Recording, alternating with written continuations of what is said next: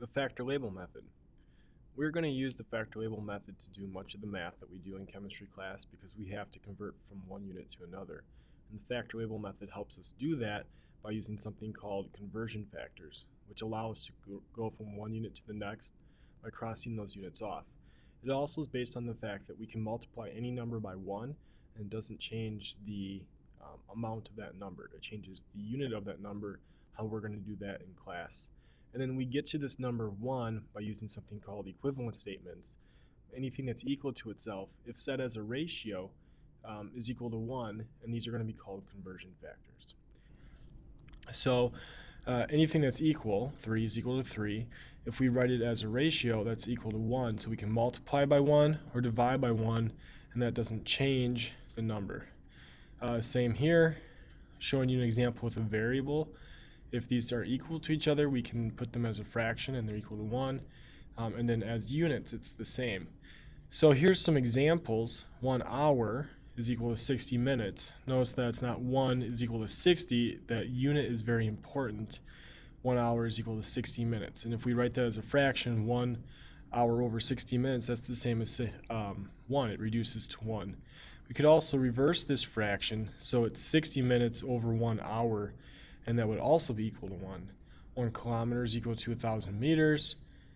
We can make our fraction our conversion factor, which will be equivalent to 1 because these are the same. And then 1,000 milliliters is equal to 1 liter, also equal to 1. So these are the equivalent statements when there's an equal sign, and these are the conversion factors when they're set up as a fraction. The steps to complete factor label problems: you need to identify what you know and what you don't know, so you know where you're starting and you know where you're trying to finish in your problem. You're always going to take what you know and write it in the top left box. 9 times out of 10, we're only going to use the top left box. We won't use the bottom left box, and I'll show you what that looks like. Multiply by conversion factors that cause units to cancel. Units can cancel if they're opposite of each other, so if there's a unit on the top, we need that same unit on the bottom so it can cross off. Multiply all your tops and divide by all your bottoms. And then if you're in honors chem or regular chem, you need to make sure you're also looking for sig figs. So we have some example problems I'd like to show you. A movie has a running time of 90 minutes, so I'm going to look for the number of my problem. I'm going to write a K above that because that's what I know.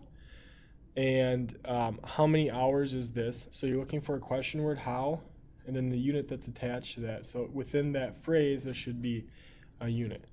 We're always going to put what we know in the top left box. So the box I'm talking about is going to be made from a grid, and that's going to be right here. 90 minutes is what we know. I'm going to write that down. That's going to go in my top left box. Then, since we're trying to find hours, we don't want minutes any longer.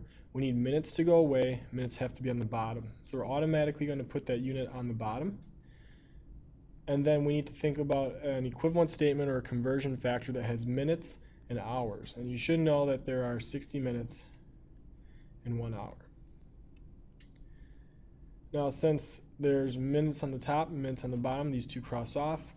And then I can just do my math, which will be 90 times 1 divided by 60.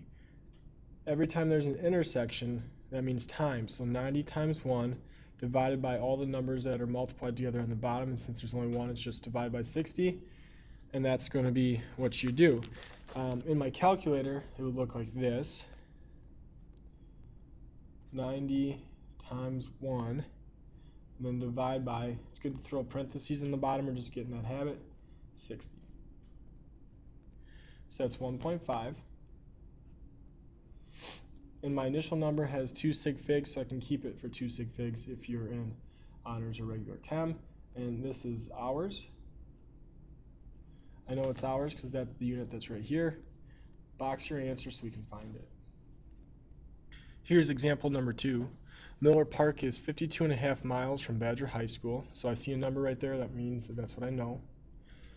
How many meters, question mark meters, is this? So always start with what you know. That number that we put a K is going to go in the top left box. Now, we know we need to get rid of miles, so I'm going to put miles right here. It's good to kind of reflect on what we need to process in this problem here. Miles would be an English system of measurement, and then there's meters, which is metric. So at some point we're going to need to have a metric to English conversion, and that's going to be 1 inch is equal to 2.54 centimeters, which is something that you would have on a worksheet. So since miles is closer to inches, it's more similar, we need to get miles into inches. So miles to feet would be a good conversion. And if you look that up, it's 5,280 feet. It's the same as 1 mile. Now that I have feet, I can get from feet to inches. So I can use this. 12 inches in 1 foot.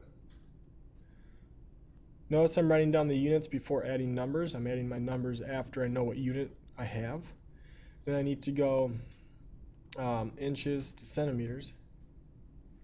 There is 1 inch for 2.54 centimeters. Then I need to go from centimeters to meters. King Henry died by drinking chocolate milk.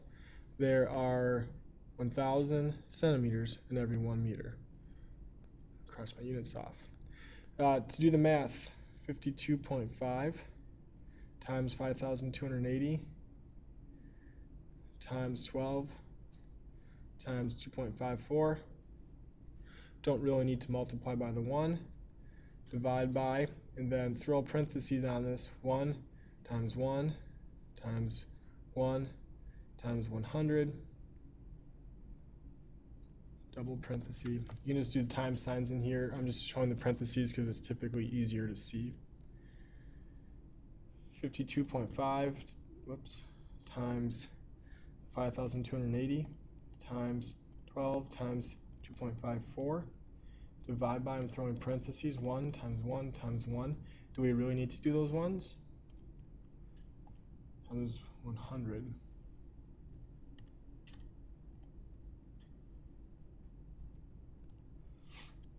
And that should give you 84490. In the initial number, we have 3 sig figs, 1, 2, 3 place values, 4 followed by 9 turns to a 5. Round it up. Unit that's left, meters. Box the answer so you can find it. Example problem 3. The density of a certain material is 4.46 grams per centimeters cubed. What is the density in grams per liter? So here's my question word. In this case, I know this number. Now, we want to know this in grams per liter. Right now we know it in grams per centimeter cubed. So we're trying to get this as grams over liter. We're starting as grams over centimeters cubed. A portion of our fraction is correct.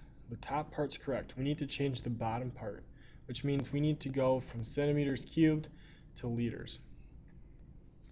Always start with what you know. So we're going to take the 4.46. Now that's grams per centimeters cubed. This line right here is this line in our grid. So that's per centimeter, so that's per 1 centimeter cubed. Now on this problem, I have centimeters cubed, but I want liters, so I need the centimeters cubed to go away, which means I need them to go on the top. And then we need to know a conversion. Well, it turns out that 1 centimeter cubed, and this again would be provided to you, is equal to 1 milliliter. So I can do 1 centimeter cubed is 1 milliliter. These are the same unit. And then using King Henry died by drinking chocolate milk, I can find that I can go from milliliters to liters. And then I can find that that's 1,000 milliliters are in 1 liter. So this would be 4.46 times 1,000 divided by 1, divided by 1, divided by 1. Do I really need to do that? So 4.46 times 1,000, you're going to just move the decimal 3 places. Show you that though in the calculator. Equals 4460. And this has 3 sig figs, that has 3 sig figs, so we're good. Grams is still here. It's not crossed off per liter, but line means per. That slash is the same thing as the line. Example 4. Imagine that water is leaking out of a container at a rate of 1.2 milliliters per hour. Sounds like a number that we might know.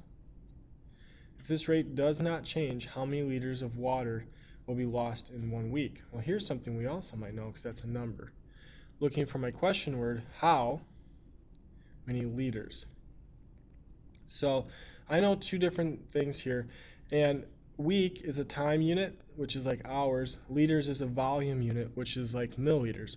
So what that means is we're going to actually use the 1.2 milliliters as an equivalent statement. Since we have a time unit and we want to know a volume unit, we're going to start with our time unit. We use a similar type of problem with density sometimes, where the density becomes an equivalent statement and it will be used as a fraction. So since I want to get to hours, I need to change my weeks to something that's more similar to hours, weeks to days. There are 7 days in 1 week. And then I'm going to change my days to hours. There are 24 hours in 1 day. So now that I have hours, I can use this equivalence because I know the conversion between hours and milliliters in this situation. So for every hour, milliliter, every 1 hour, there's 1.2 milliliters. And then I can finish by getting to my unit that I question marked, liters. We just used that conversion on example 3. There are 1,000 milliliters in 1 liter, which is coming from King Henry died by drinking chocolate milk. The math. Well, 1 times 7, so we don't need to do the 1, times 7 is 24 times 1.2, divide by, parentheses, well, we only have 1,000 on the bottom because these are all ones and we don't need to divide by 1. So then just plug this in your calculator. 7 times 24 times the 1.2, divide by 1,000. 0.2016, and then sig figs. I know 2 sig figs, 1, 2, 0.20 liters. Box that answer so you can find it later.